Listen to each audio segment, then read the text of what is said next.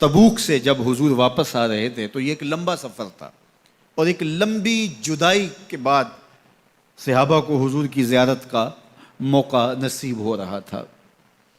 تو لوگ ترس گئے تھے۔ ایک وہ منظر کہ شام سویرے حضور کے پیچھے نمازوں کی بہاریں، حضور کے چہرے کی زیارت اور آقا کریم علیہ السلام کی دل آویز اور میٹھی باتوں کو سننا، کیا مناظر تھے۔ صحابہ روز یہ مزے لوٹتے تھے۔ جب دل اداس ہویا سیدھے حضور کی خدمت میں آ گئے، چہرہ انور کو دیکھا، ساری پیاس بجھ گئی۔ اور آج کتنے دن ہو گئے ہیں کہ حضور کو دیکھا نہیں، حضور تبوک پہ تشریف لے گئے۔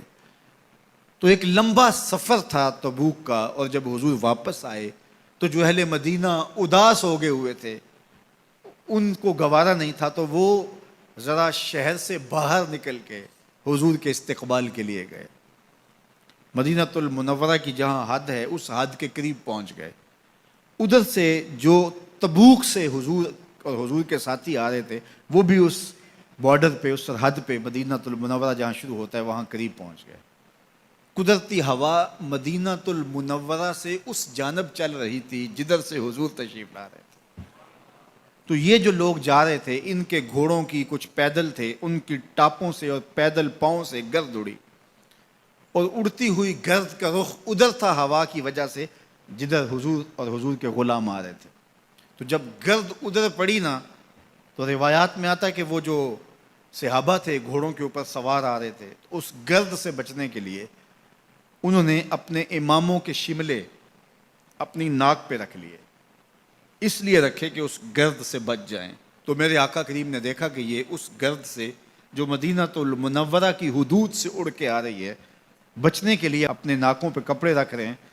تو حضور علیہ السلام نے اپنی سواری کو روک کے ان سے مخاطب ہو کے کہا، ان کپڑوں کو پیچھے ہٹا دو، تم جانتے نہیں مدینے کے غبار میں بھی شفا ہے، مدینے کی مٹی میں بھی شفا ہے، گرد و غبار میں بھی شفا رکھا ہوا ہے۔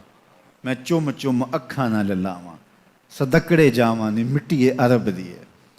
تو اس شہر کی مٹی میں بھی شفا رکھی گئی۔ تو یہ شفا کیوں رکھی گئی ہے؟ یہ حضور کے قدموں کی وجہ سے رکھی۔ حضور تشریف فرمائے، شہر حضور کا ہے، اس لیے اس کو برکتیں دی گئیں۔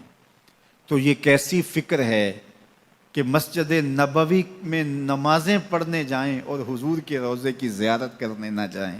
حضور کی بارگاہ میں حاضری اہل ایمان کے لیے بہت بڑی سعادت ہے۔ امام مالک کہتے ہیں کہ حضور نے ارشاد فرمایا، جس نے میرے وصال کے بعد میری قبر کی زیارت کی، گویا اس نے میری زیارت کی۔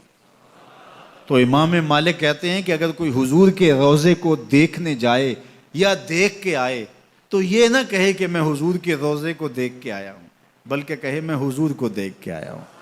میں